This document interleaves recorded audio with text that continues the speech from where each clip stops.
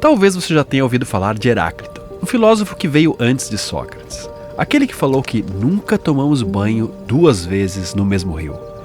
Porque a cada momento, o rio é outro, a água é outra, o seu curso muda. Tem muita verdade nessa afirmação, e nem nós mesmos temos alguma persistência dentro dessa forma de ver o mundo, já que trocamos boa parte das células do nosso corpo a todo momento. A maioria dos átomos no meu corpo, quando eu nasci, já não estão aqui mais comigo. Mas outra forma de ver as coisas é que não somos só a matéria que nos forma, somos uma onda que passa por ela. Portanto, a forma e a própria história é o que delimita o que somos. Ou algo como um rio é. Atrás dessas águas claras do São Francisco onde estamos ancorados, há uma história mais profunda e tempestuosa às vezes do que você imagina. A gente chega aqui esperando um rio barrento de água grossa, como o imaginário pede, ou outros grandes rios são, e encontra essa água quase transparente, linda. Apesar de amar ter essa água translúcida por aqui, essa transparência tem 2 lados. Se para nós ela é incrível, e é mesmo, também é um sintoma de que o rio está menos saudável. A areia que antes corria junto com o rio fica retida nas novas represas e não descem mais. Sem o barro para turvar a água, a luz alcança o fundo e cresce o tapete de plantas submersas que os pescadores chamam de cabelo. Ela enrosca na rede, na hélice e no remo. Às vezes a doença de um rio se disfarça de beleza.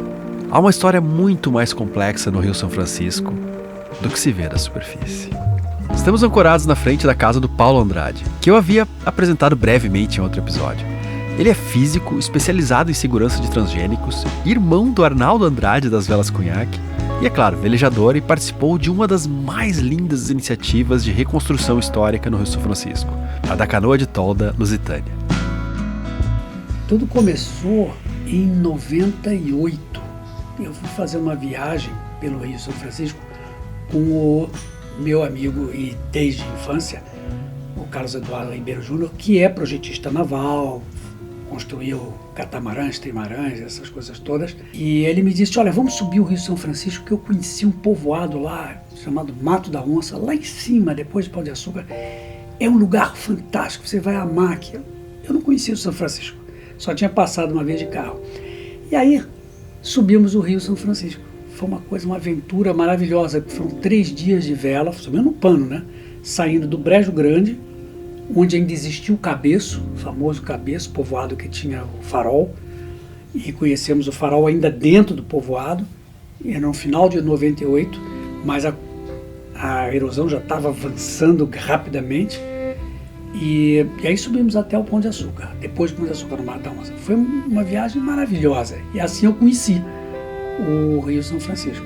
Esse lugar onde eu moro agora já era meu conhecido de passagem, né? De ver o lugar. Quando eu ficar velho eu quero morar lá.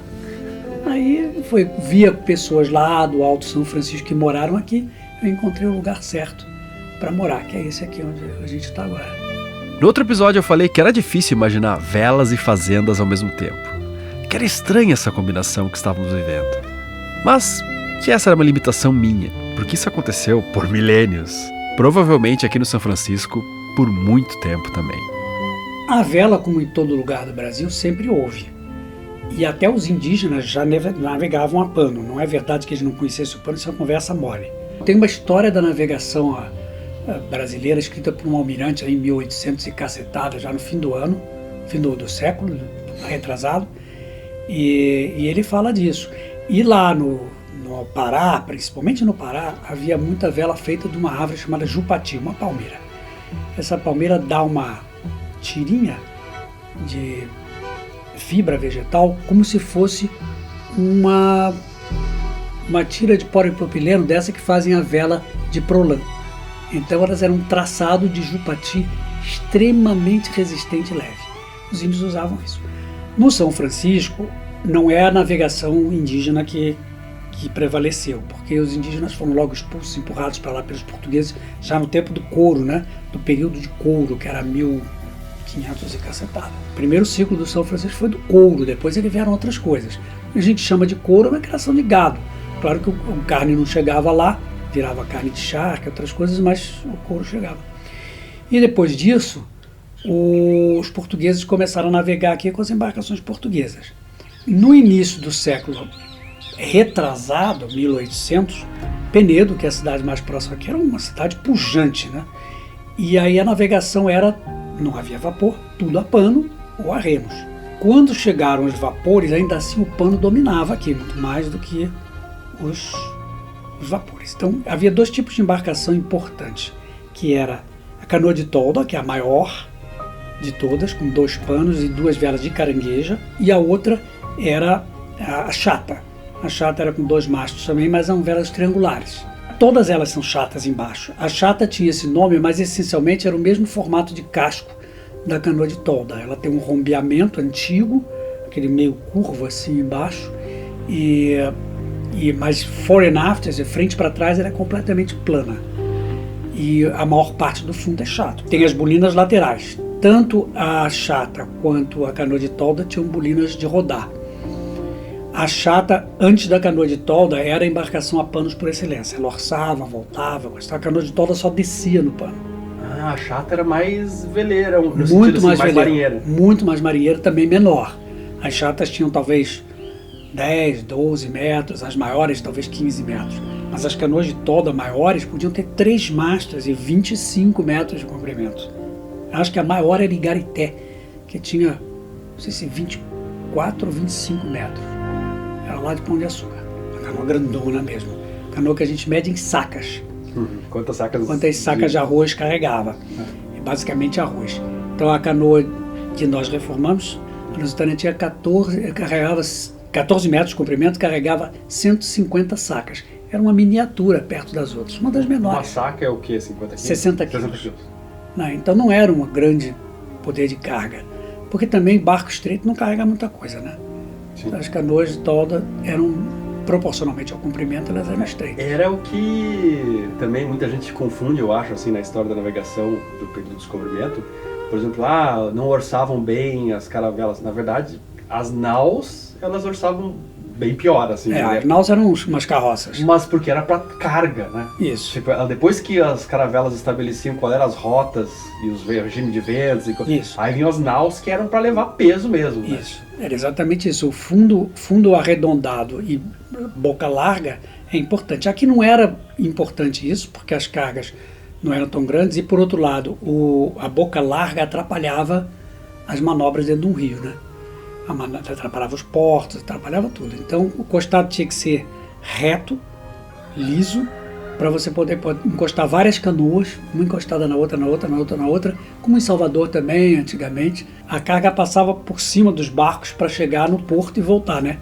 Era assim que funcionava, porque senão não havia tempo hábil de carregar e descarregar coisa alguma. Mas voltando à história, as embarcações eram todas a pano, até o início do vapor. Depois elas foram desaparecendo, mas muito devagar. O que determinou o fim mesmo das canoas de tolda e da maior parte da navegação fluvial aqui, seja motor ou não, foram as estradas de rodagem.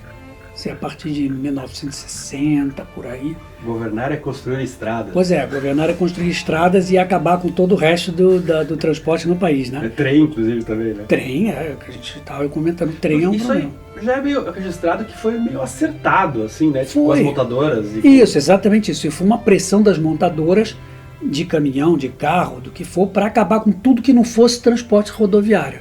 Aí a gente pagou o pato. Até hoje no Brasil se tem no imaginário popular que o trem ou os barcos seriam um transporte mais antigo, não moderno. O que é uma visão totalmente diferente de países mais desenvolvidos como a China, os Estados Unidos ou os países da Europa. Não, lógico que não, em nenhum país civilizado, civilizado não, mas avançado economicamente, pode prescindir disso. E no Brasil, que é um território absurdamente grande, é mais ainda, né?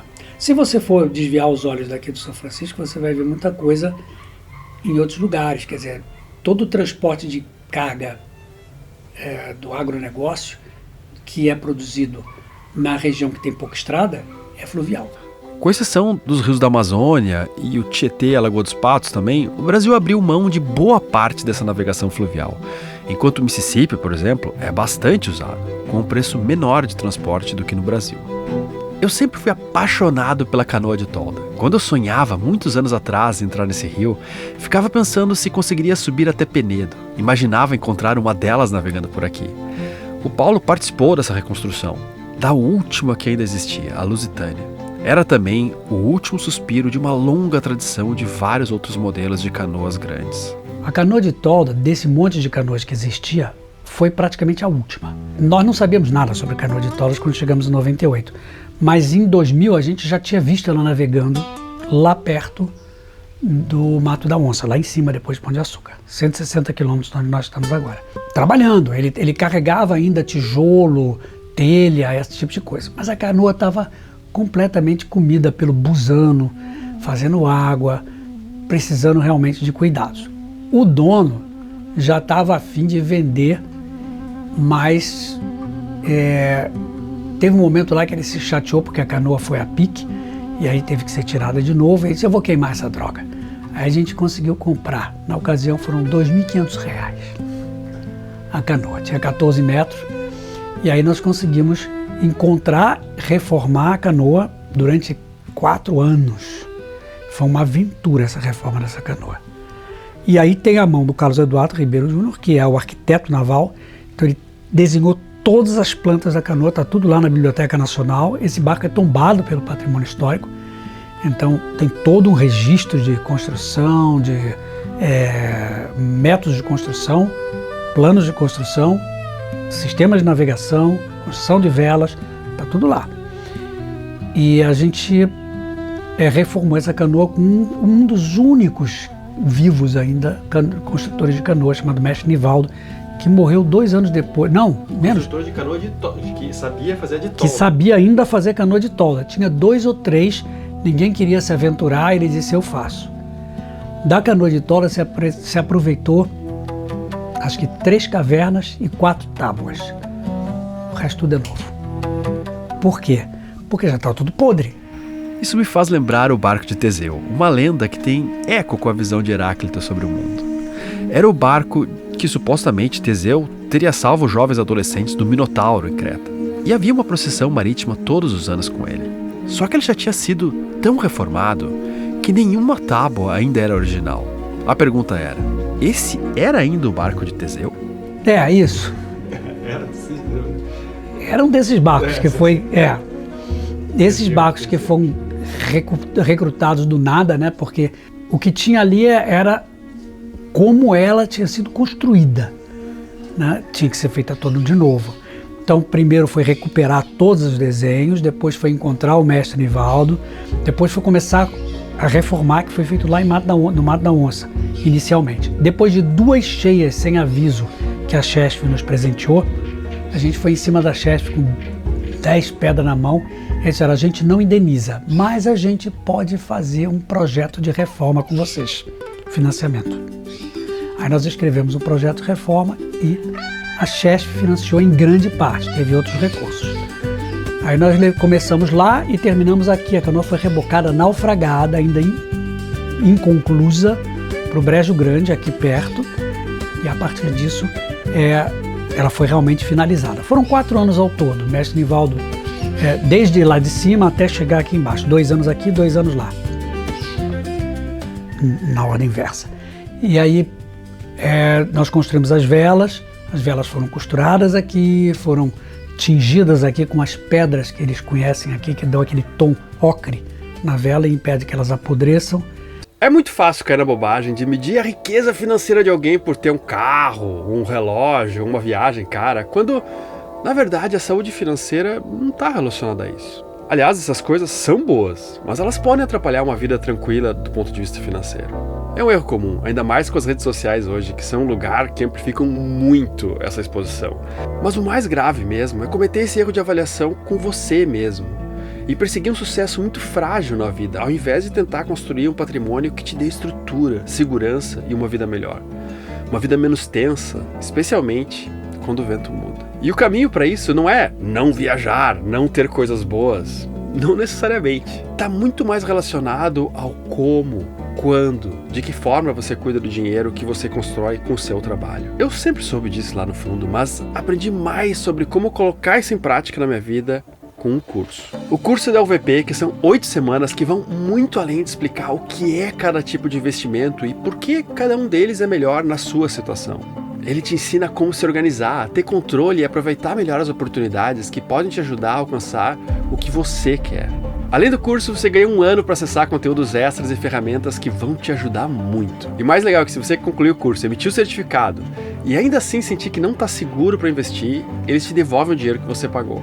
Então é uma forma bem segura de testar, né? E para fazer é só escanear o QR Code aqui na tela ou usar o link que está lá na descrição e comprar. Recentemente a UVP foi eleita pela 2ª vez consecutiva a melhor consultoria de investimentos do Brasil pelo BTG Pactual.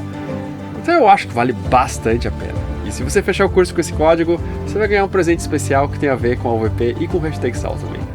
Os mastros foram tirados inicialmente da mata, mas todos quebraram. Um deles quase quebrou por cima de um colega nosso e eu disse, não vai dar certo. Aí eu trouxe tábuas de pinho e fizemos o mastro por colagem e nunca mais quebrou. E por que será que quebrou? Porque não existe mais a madeira? Porque não tem mais a madeira de qualidade que tem. E mesmo as que estão lá, que são madeiras boas, são madeiras que estão crescendo num ambiente que não era aquele. Então crescem, por exemplo, muito rápido. Ou crescem em condições de solo que não são mais as ideais. Então ela não tem mais a resistência.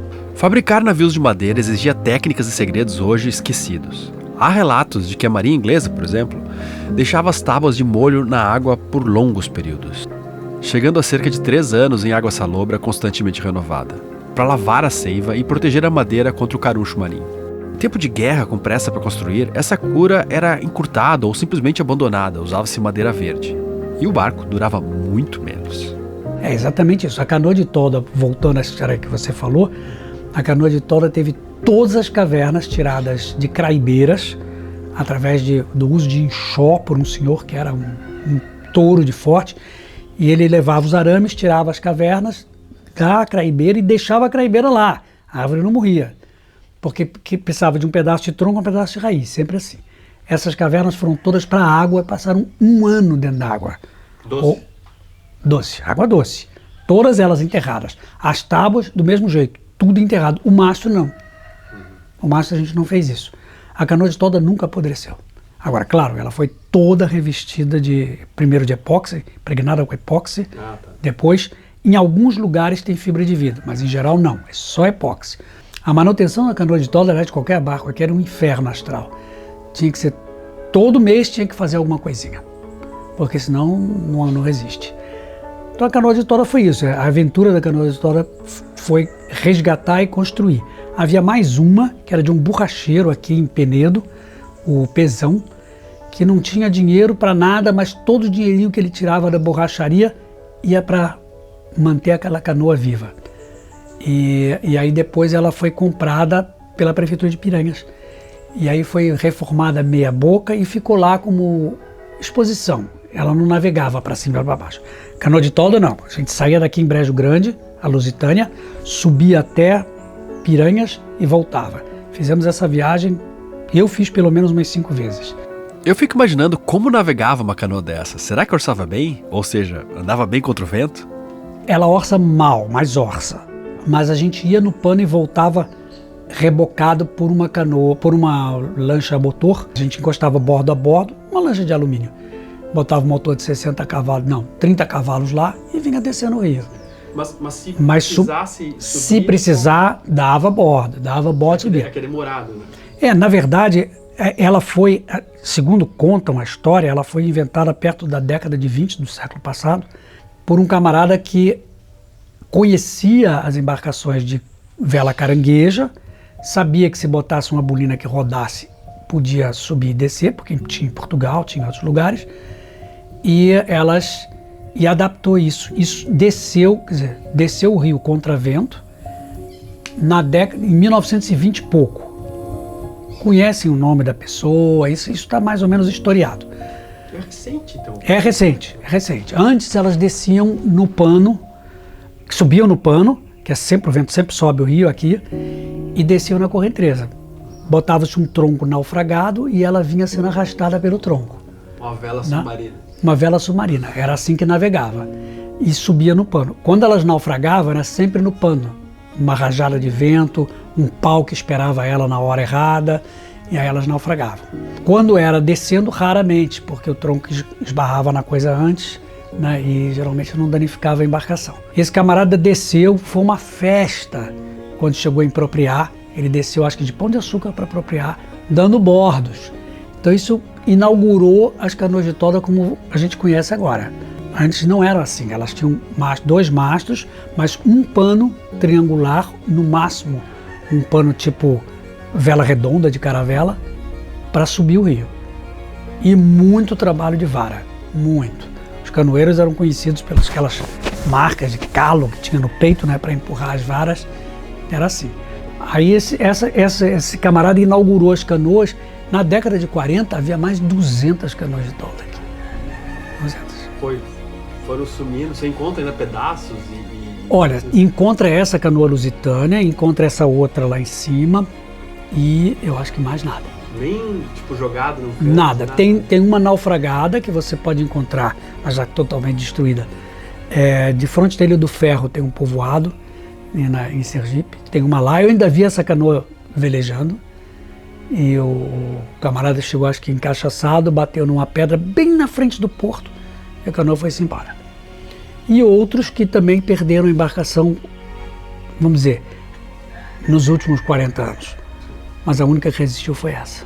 E eu acho interessante que o que você falou, não é só ter a canoa pronta ali, mas o processo de construção faz parte do valor histórico disso. Evidente, todo o processo de construção é tão crítico quanto ter ela pronta, porque claro que você pode fazer com técnicas modernas, vai navegar e tudo, mas não é mais, historicamente, não representa mais nada. A canoa lusitânia é uma réplica exata do método de construção e do sistema de navegação. Os panos dela, que são panos de carangueja, são exatamente os panos de caranguejo que as canoas de tolda sempre usaram e que estão nas fotografias que você pode encontrar. Não tem nenhuma diferença. Isso passa meio desapercebido pela maioria, mas o modo que as embarcações eram navegadas, as suas capacidades de navegar em águas rasas ou navegar contra o vento, acabaram definindo a geografia das cidades brasileiras ou ao redor do mundo. E entender isso é muito importante para entender o passado brasileiro. Não, certamente a maneira de navegar a canoa de tolda é muito particular, porque embora ela possa passar em muitos lugares, se ela encostar subindo o rio e por acaso o rio estiver vazando devagar, ele prende a canoa e você não consegue mais tirar. Dependendo de como prender, ela vai quebrar. Então tem que ter uma certa manha para você conhecer bem os canais, e tem momentos onde não dá para navegar porque tem muito vento e você não consegue aliviar, então ela sobe e vai bater mesmo, se tiver que bater. Não tem riso, elas não têm riso. Se deixar só uma vela, desequilibra muito? Não desequilibra, esse é o sistema. Pode se levantar a vela só de proa e ela vai muito bem porque é sempre rio acima. Se for no contravento, é mais complicado. Por isso que o pessoal descia no contravento, mesmo podendo fazer contravento, o pessoal descia no contravento em geral sem o pano. Para ter um calado pequeno, o leme não é muito profundo e é bem horizontal. Então ele parece ser bem pesado para manejar. O leme cala pouco, mas ele tem 2 talhas, um de cada lado, e a gente leva o barco pilotando pela cana de leme, mas usando as talhas. Senão, se o vento estiver forte, não tem quem pilote. Ou mais, se bote 3, 4 pessoas, você não consegue. E como está a Lusitânia hoje? Olha, a Lusitânia foi trazida lá de onde ela estava, em Mar da Onça, para um lugar chamado Traipu, ficou lá um tempo e eu sei que ela vai ser restaurada outra vez aqui em Penedo, em parceria com a Universidade Federal de Alagoas. Então, a Sociedade Canoa de Tolda e a Universidade Federal de Alagoas vão se juntar para reformar novamente, e aí ela não vai voltar para a água, ela vai ficar no museu, a seco, pelo que eu ouvi dizer. Eu super entendo, mas dá um pouco de pena também, de não ver mais esse barco navegando por aí. Era algo que eu sonhava. Pois é, a nossa proposta é que ela sempre estivesse dentro d'água, que ela nunca fosse colocada no museu a seco. Mas o museu a seco tem suas vantagens também, do ponto de vista de preservação do material. E se alguém fizesse uma outra réplica hoje, que não tivesse essa responsabilidade histórica toda de ser a única, e pudesse navegar por aí, quanto será que custaria para fazer um novo? Olha, eu acho que é possível, porque mesmo fazendo do estilo tradicional, com ferramentas elétricas, não é mais tão difícil. Essa foi construída sem ferramenta elétrica. A única que foi usada foi uma furadeira. O mestre Nivaldo disse, eu não quero saber de ferramenta elétrica, mas uma furadeira sim. O resto era enxó, serrote, machado, tudo o que ele fazia. Era um homem de 75 anos, não era novinho não. Aí esse período foi de adaptação e de construção, nos ensinou que é possível construir uma nova. Deve custar hoje em dia entre 200 e 300 mil reais. A embarcação com panos de algodão, toda já funcionante. Então não é nenhum absurdo de preço. Não sei se vale a pena, mas é mais importante conservar essa, né? Muitas empresas de turismo copiam caravelas ou naus nas suas escuras de passeio. Aqui no São Francisco eu acho que muita gente ia amar fazer um passeio em uma réplica de uma canoa de tolda. Sem falar do paisagismo cultural, de ter uma navegando na frente da cidade frequentemente. É um tipo de coisa que valoriza a autoestima da cidade, valoriza o lugar com algo absolutamente legítimo dali, e não uma cópia barata de algo que não tem muito significado na real, ou distorce até o passado. Na verdade, se fosse feita uma canoa de tolda, eu tenho certeza que muita gente viajaria. Ela pode ser descaracterizada em algumas coisas, né? Sim, sim. Luzes internas, um banheiro legal, na tolda. Claro. Mas de uma forma geral, uma canoa de tolda. Eu acho que fica bem. Isso seria uma boa ideia. Mas essa que é histórica é uma coisa tão preciosa que a gente fica com medo, né? Bate no negócio, quebra, afunda a canoa, pô, acabou-se. Não tem outra. A reconstrução foi uma ação que ajudou a não deixar morrer essa parte tão linda da história do São Francisco. Mas não só uma história em letras impressas em um livro ou em um blog com poucas letras. É uma história viva, flutuante, prática, que todos podem sentir e fazer parte. Temos a matéria-prima aqui, essa região é linda e o turismo histórico é um turismo de qualidade, tanto no aspecto financeiro quanto na consciência do povo, da nação.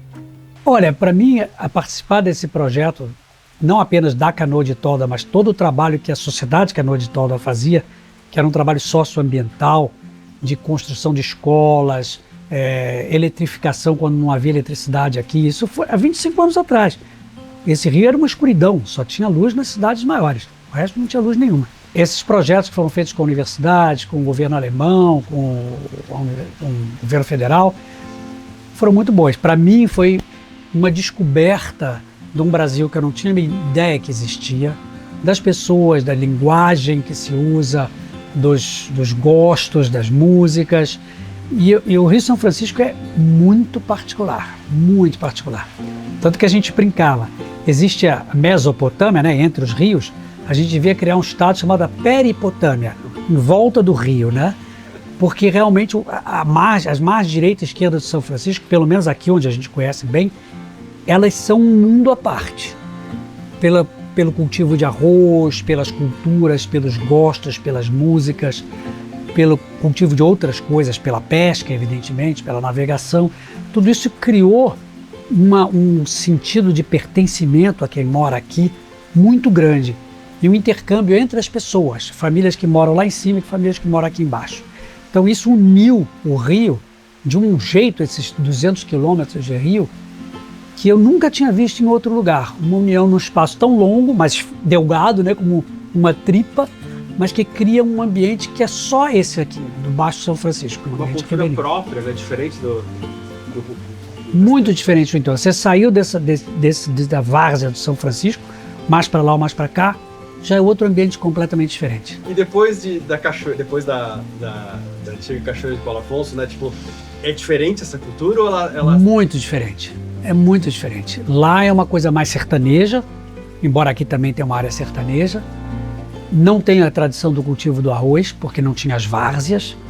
Basicamente é uma questão geográfica. Aqui tinha várzeas, lá não tem várzeas. A calha do rio é mais fechada, então não tem oportunidade para o arroz, a não ser nas ilhas. O resto não. E isso cria naturalmente uma cultura diferente, uma vida diferente. Eu não vi, por exemplo, nenhuma carranca aqui.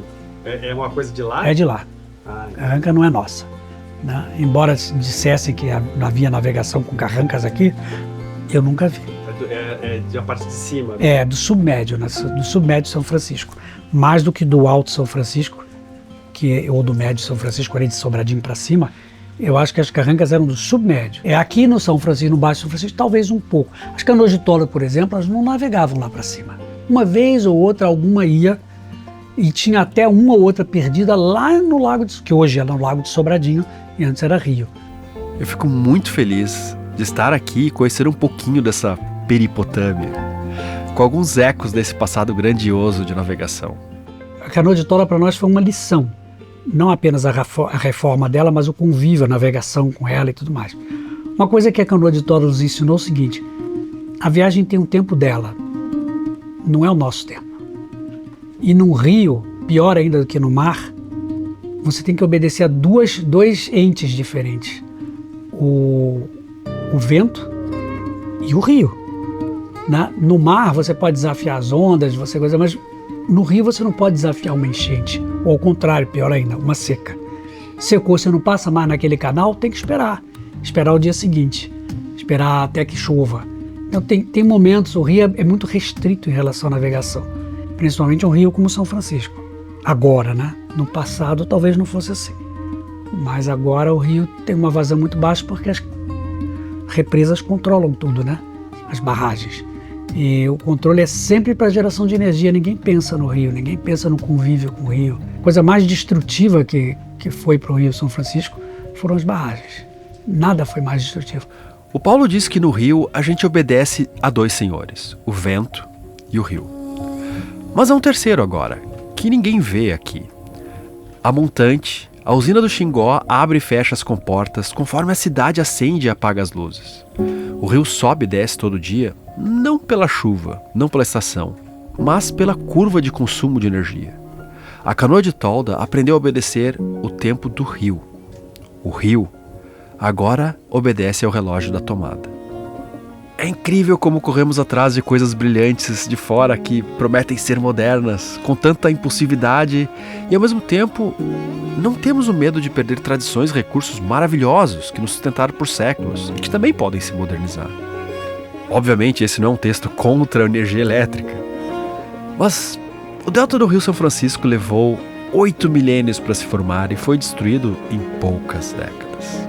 O sumiço da Vila do Cabeço é provavelmente o maior exemplo, até por ter sido rápido. Mas uma importante navegação comercial e toda a cultura que existia na volta disso sumiu também. Ou pelo menos resta muito pouco dela. É tentador dizer que a hidrelétrica afogou o Cabeço. A verdade, porém, é mais sutil que isso. Não foi a água que veio a mais ou a menos. Foi a areia que deixou de vir. O rio carregava 70 miligramas de sedimento por litro nos anos 70. Hoje, carrega só 5. Sem esse barro chegando todo ano para refazer a barra, o mar simplesmente cobrou o terreno de volta. O farol não foi derrubado por uma cheia. Foi rendido por uma falta. Há várias coisas que perdemos com isso, e muitas ainda correm o risco de sumir. Uma cultura náutica super rica, produção agrícola talvez, e a saúde de um rio importante demais para se perder.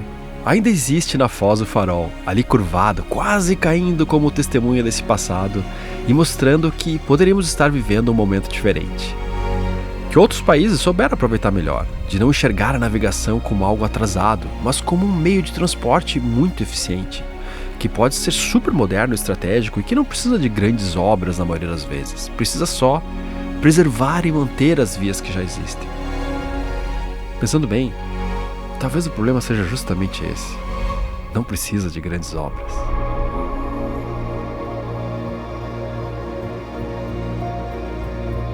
Se você já chegou até aqui e já assistiu vários episódios, é sinal que esse assunto realmente te toca de alguma forma, o que me deixa muito feliz. Fazer vídeos para o YouTube exige muito tempo, equipamento, trabalho e dedicação. Então essa é aquela hora do vídeo em que eu estendo meu chapéu como artista de rua. Se o hashtag Sal te inspira de alguma forma, apoia o nosso projeto lá no Apoia-se.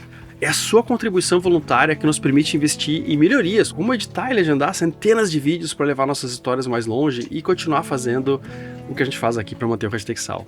Qualquer valor ajuda demais. O QR Code está aqui na tela, é só apontar a câmera do celular ou usar o link na descrição. Muito obrigado e agora vamos seguir com o vídeo.